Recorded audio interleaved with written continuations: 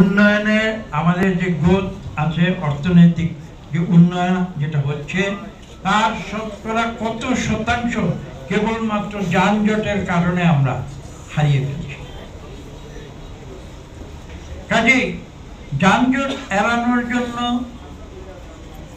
সবচেয়ে গুরুত্ব ভূমিকা হচ্ছে মোটর চালকের। আমি যদি ট্রাফিক আইন মেনে চলি, হ্যাঁ, রাস্তাঘাট আরো বাড়াতে হবে, সম্প্রসারণ করতে হবে, দ্রুত যাওয়ার জন্য হাইওয়ে তৈরি করতে হবে, সেগুলো আছে।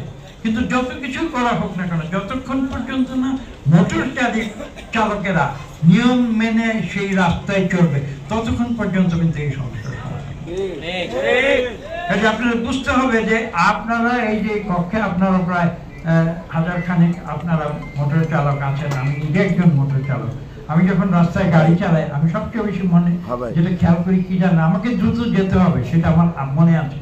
আমার এক জায়গা থেকে আমি এখানে মিটিং এ আসার সময় আমার খেয়াল আছে যে আমি এখানে সবচেয়ে দ্রুত সময়ে আসবো, কিন্তু আমি এটাও খেয়াল রাখি যে আমি কিন্তু ট্রাফিক আইন লঙ্ঘন করে আসবো।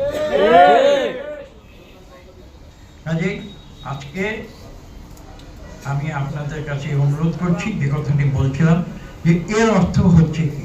এর অর্থ হচ্ছে একটি সিস্টেম থাকতে হবে।